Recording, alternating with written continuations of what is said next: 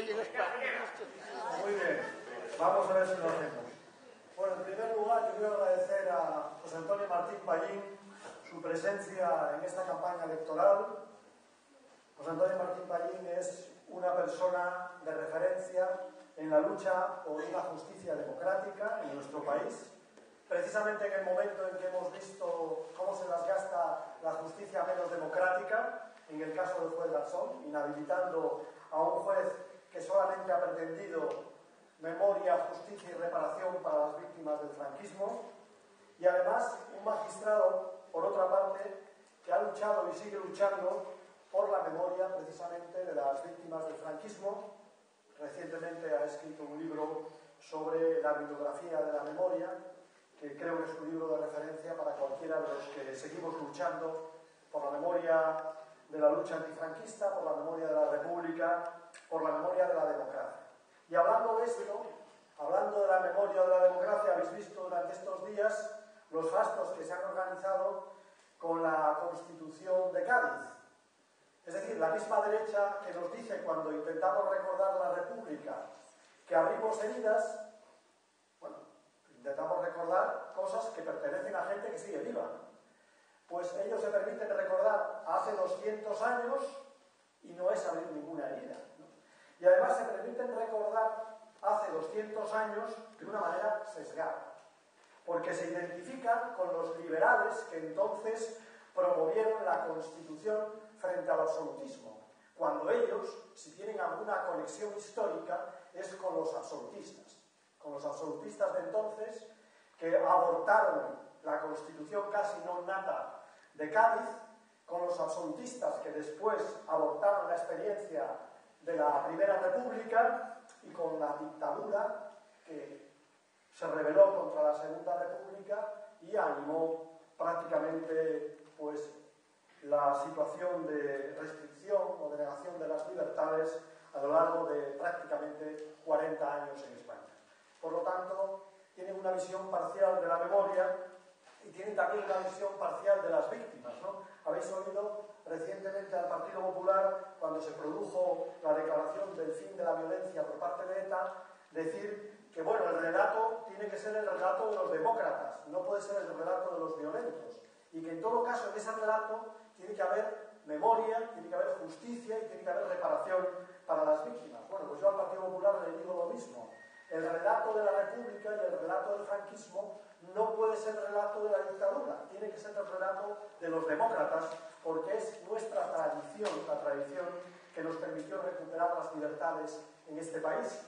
Y si vale la memoria, la justicia y la reparación para las víctimas del terrorismo, que creemos que vale y que defendemos que vale, de la misma manera debe valer para las víctimas de otro terrorismo, del terrorismo franquista, que se cebó con buena parte de este país y que produjo más de 150.000 víctimas una vez acabada la guerra. Por lo tanto, creo que es bueno en estas ocasiones, y además a raíz de la intervención de José Antonio Martín Pallín, pues recordar la memoria para no dejar que nos la tergiversen, para no dejar que patrimonialicen la memoria democrática de este país.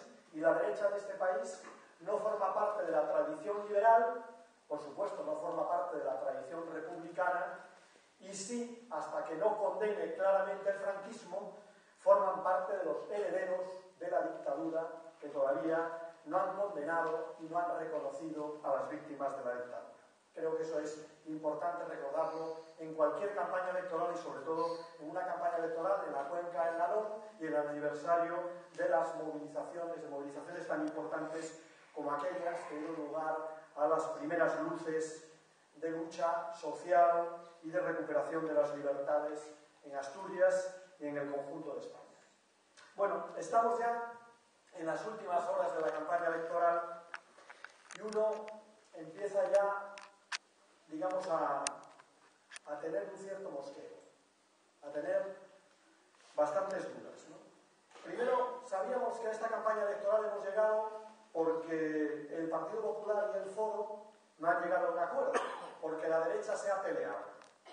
Y que en vez de solventar la pelea, como se solventan en familia, pues de manera civilizada, ha trasladado esa pelea, esa guerra, al cuadrilátero, ese combate, al cuadrilátero de Asturias. No en vano, la campaña del foro dice el impulso final. No, es el pulso final. Es el pulso final entre el foro y el Partido Popular. Pero yo en las últimas horas estoy empezando a dudar que además de ser un pulso entre el foro y el Partido Popular, no estemos ante un combate amañado. No estemos ante un combate en que ellos dos intentan saber cuál es la fuerza de cada cual, pero al final van a llegar a un acuerdo si tienen mayoría para gobernar Asturias. Y no lo digo a humo de pajas, lo digo por lo que ocurre en el Congreso de los Diputados. Por ejemplo, en la investidura de Mariano Rajoy, el foro vota favorablemente y además dice en el debate de investidura que lo hace a cambio de nada. De hecho, Mariano Rajoy con sorna le dice gracias por votarme a cambio de nada. O algo, dice, pero a cambio de nada. Pero no solamente se contenta con eso el foro, ¿no? Sino que el foro, más tarde, en una decisión muy difícil, que es la decisión de paralizar los créditos que estaban previstos en el primer trimestre del año, el foro vota a favor. Y dentro de esa paralización de créditos van todos los temas que está cuestionando en esta campaña electoral el señor Álvarez Cascos. Porque en esta campaña electoral Álvarez Cascos se pone el peto y el espaldar y parece el gran representante de los intereses de Asturias. Dice que el Partido Popular no ha cumplido sus compromisos con Asturias, no ha cumplido con las inversiones en infraestructuras, por ejemplo, ha paralizado los fondos mineros, no está comprometido con el futuro de la minería. Todo esto lo dice el señor Castro.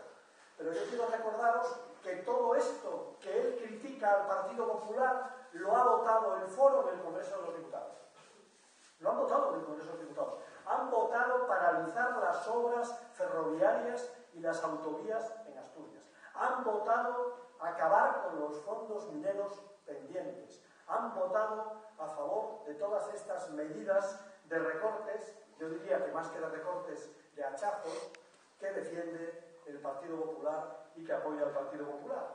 Y sin ir más lejos, he visto también a Cascos en la sede de los sindicatos intentando pues congraciarse con el movimiento sindical, pero es que han votado a favor de la reforma laboral. Han dicho que era una reforma necesaria, igual que lo ha dicho UPyD. También hay que decir que UPyD ha dicho que era necesario, pero insuficiente. O sea, que sepamos con quién nos jugamos los cuartos. UPyD en las cuencas mineras. El otro día venía a las cuencas mineras Gorriarán, un hombre que proviene de la extrema izquierda y se ha incorporado a UPyD de estos conversos me libre Dios, porque son los peores. Bueno, pues este señor en el debate sobre los fondos mineros me dijo que el carbón de Asturias estaba abocado al cierre porque era un carbón sucio. Digo, pero que este señor, ¿qué sabrá de carbón? Le dije, hablas del lignito, de la antracita, de la hulla, ¿de qué me estás hablando? Oiga, no me interrumpa. Me dijo, no me interrumpa. Digo, no, es que como dices, el carbón sucio, el de importación es limpio, que por ejemplo ha aumentado el doble durante el periodo de gobierno último del Partido Socialista y primero del Partido Popular. ¿No será que hay distintos carbones? Que hay un carbón que interesa porque en él hay determinados intereses y muchos beneficios, y hay otro que no interesa porque es el que tiene que ver con el futuro de las comarcas y con el futuro de Asturias. Bueno, pues de todo eso creo que hemos intentado hablar en campaña electoral, pero tanto el Foro como el Partido Popular, como os decía al principio, tienen coincidencias sospechosas, están en un pugilato en estos momentos por segunda vez en campaña electoral, y yo mucho me temo que además de que nos estén utilizando para ese pugilato como si fuera un cuadrilátero, nos estén engañando y haya tongo. Haya tongo, finalmente se abracen y tengamos una mayoría de derechas en esta comunidad autónoma que coincide en las medidas más agresivas para Asturias. Yo creo que por eso no hay que darles una tercera oportunidad, ni una segunda. No hay que darles una nueva oportunidad. Creo que la derecha se ha ganado una sanción democrática en estas elecciones, porque ha demostrado, por una parte, que es incapaz de gobernar, porque no es capaz de gobernarse a sí misma, y porque ha demostrado, en segundo lugar, que cuando tiene la oportunidad de decidir sobre Asturias, decide contra Asturias. Yo creo que por esa razón ya no habría que votar a la derecha en estas elecciones autonómicas. Creo que eso, en mi opinión, es importante. ¿Y qué decir del Partido Socialista? Bueno, yo creo que estaban huidos durante la campaña electoral. Ha sido una campaña electoral que se decía en términos clásicos peripatética, no porque sea patética, sino porque caminaban por Asturias, paseaban por Asturias incluso con perros, ¿no? Pero uno no sabía muy bien lo que quería el Partido Socialista, ¿no?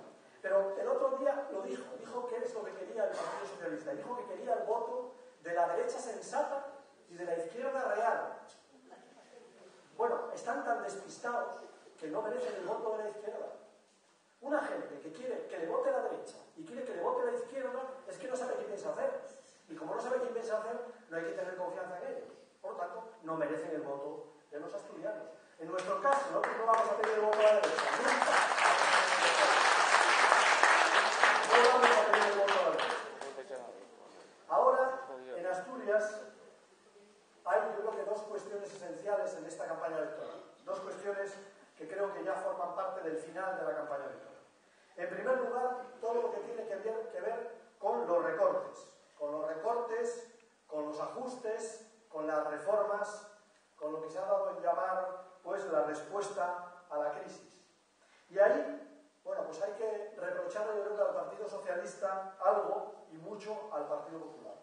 Me parece que era una diputada del Partido Socialista la que decía ayer o antes de ayer que ellos no habían recortado nada. Bueno, no debimos estar en el mismo Congreso de los Diputados, no debió ser el mismo. Pero yo quiero recordaros que el Partido Socialista hace ya un año recortó de manera muy importante los presupuestos en este país, recortó las inversiones públicas, recortó la inversión en funcionarios, por lo tanto no se repusieron los funcionarios, les recortó su salario, pero yo quería recordaros dos cosas para que de alguna manera no vuelvan nunca más a venir la señora Valenciano a Asturias a decir que no han recortado las políticas sociales. Yo diría que en primer lugar recortaron algo histórico, conquistado por el movimiento obrero a lo largo de décadas, que fue la jubilación a los 65 años. Pues bien, el Partido Socialista forzó en el Congreso de los Diputados el retraso en la edad de jubilación porque se lo mandó la señora Merkel y pasamos de una jubilación a los 65 a los 67, gracias a los sindicatos, más cerca de los 65-66 que de los 66-67, gracias a los sindicatos. Pero ya un recorte. Y aviso para navegantes, la señora Merkel ha dicho ayer que no le parece bien que los prejubilados no trabajen. Ha dicho ayer que los prejubilados deben trabajar y que además no es una idea para Alemania, sino que es una idea para toda Europa. Y cuando Alemania dice algo en Europa, hay que echarse la mano a la cartera. Yo creo que eso se lo podemos reprochar al Partido Socialista. Y una segunda cuestión que hay que reprocharle al Partido Socialista de sus recortes, en mi opinión, muy grave, es que se hayan cargado las cajas de ahorros, que se hayan cargado la banca social que existía en este país. El 45% del ahorro popular estaba en manos de entidades que no eran exactamente entidades privadas, que no obedecían únicamente al afán de lucro. Estaban en manos de las cajas de ahorros. Y esas cajas de ahorros dedicaban más de 3.000 millones de euros, más de medio billón de las antiguas pesetas, a cuestiones tan importantes como la política social, como la cultura, como el desarrollo de las tradiciones de comunidades autónomas como Asturias. Todo eso era lo que hacía la obra social de las cajas de ahorros, y eso se acabó. Eso se acabó porque ahora, con participación privada en las cajas de ahorros y con el regalo de las cajas de ahorros a la gran banca privada, no va a haber ya obra social, sino que prácticamente todos serán beneficios. Beneficios en el caso de que los haga. Yo creo que el segundo gran reproche al Partido Socialista es que después de cargarse la empresa pública de este país, porque eso también lo recordamos en Asturias, que vivimos el proceso de reconversión, el Partido Socialista tiene la gran responsabilidad de haberse cargado la caja de ahorros, de haberse cargado la banca pública de este país. Y es un hecho, en mi opinión, muy grave. Digo todo esto para que el Partido Socialista no venga ahora de nuevas a hacer oposición y a ponerse la gorra de los sindicatos como si no hubiera pasado nada, porque tiene la rara habilidad de pasar del gobierno a la oposición sin pasos intermedios, ¿no? Y ahora decir que están en contra de la reforma laboral. Bueno, pues resulta que el Partido Socialista empezó la reforma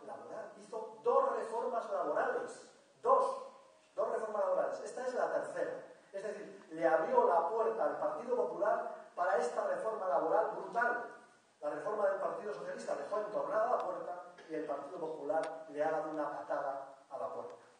El objetivo de la reforma laboral, quiero terminar con la reforma laboral, el objetivo de la reforma laboral es un objetivo muy grande, un objetivo político de fondo. Primer objetivo de la reforma laboral, romper donde había acuerdo, donde había concertación. Al Partido Popular siempre le ha molestado mucho, y al Partido Socialista también, siempre le ha molestado mucho la influencia de los sindicatos en políticas de Estado. Siempre les ha molestado eso del pacto de Toledo y eso de que los sindicatos anduvieran metidos en los temas de negociación colectiva, siempre les ha molestado. Les hubiera gustado que eso fueran decisiones del gobierno de turno y no con la participación de los sindicatos. Pues bien, el primer objetivo del Partido Popular es transformar la reforma en ruptura, pero no como decíamos nosotros en la transición democrática, no, en una ruptura con la concertación social. Ya el Partido Popular solo habla con la patronal y no quiere negociar nada con los agentes sociales y mucho menos con los sindicatos. Por lo tanto, primer objetivo, la ruptura de la concertación. Segundo objetivo del Partido Popular. El segundo objetivo del Partido Popular es lo que ellos denominan deflactar. Es una palabra muy chula, deflactar. No, pero quiere decir una cosa, es devaluar, bajar los salarios, la renta salarial en este país. Bajar la renta salarial para que los empresarios, sobre todo las grandes empresas, tengan más beneficios y se produzca el círculo virtuoso. Más beneficios, más inversión, más empleo.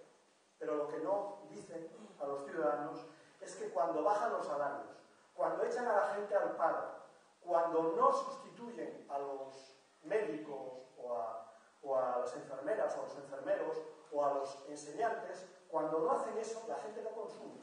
Cuando la gente no consume, la economía se paraliza. Y cuando la economía se paraliza, no pagamos la deuda y cada vez estamos más endeudados. Esa es la realidad de la segunda medida, del segundo gran objetivo, que es devaluar las rentas salariales, como les ha dicho también la señora Pérez. Pero el tercero, lo ha dicho también José Antonio Martín Pallín, que no es menor, es arrinconar a los sindicatos y, en definitiva, arrinconar a la izquierda.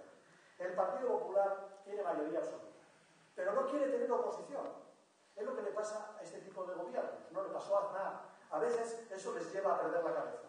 Pero no les basta con la mayoría absoluta. Quieren amordazar a la oposición. Pues bien, en este caso, quieren amordazar a la oposición de izquierdas, a los sindicatos, y van a intentar debilitar al máximo a los sindicatos. Van a intentar reventar la huelga. Van a intentar demonizar a los sindicatos, como intentaron hacer en el 11 de marzo, diciendo que eran insensibles con las víctimas del terrorismo. Vamos, si todos sabemos que para el Partido Popular las víctimas del 11M no son víctimas de primera división, porque sus representantes son obreros. Todos sabemos que son víctimas de segunda o de tercera división. ¿Cómo pueden tener tanta cara de utilizar a las víctimas, que son la mayor parte trabajadores, contra los propios trabajadores? Creo que hay claramente un objetivo de deterioro y un objetivo de arrinconar al movimiento sindical en nuestro país. Por eso es muy importante la batalla de estas elecciones autonómicas. Es una batalla fundamental. Una batalla fundamental que Izquierda Unida salga reforzada en estas elecciones autonómicas, en Andalucía y en Asturias. Y yo creo que en Asturias también de forma particular, por la vinculación que tiene Asturias con el movimiento obrero y con la historia del movimiento obrero. Por tanto, unas elecciones muy importantes. Pero estas elecciones son el prolegómeno de la huelga general. De una huelga general que no es el punto y aparte, mucho menos el punto y final. Es probablemente la primera huelga general de un proceso de huelgas y de movilizaciones muy importante. Porque si hubo primavera árabe, y están intentando agostarla con intervencionismo, con guerras, en Europa se prevé una primavera europea. Si las cosas siguen así, si siguen con recortes, si siguen discriminando a los trabajadores, siguen marginando a los jóvenes, se prepara la primavera europea. Y por tanto, es muy importante que nos salga bien las elecciones en Asturias y es muy importante que salga bien la huelga general.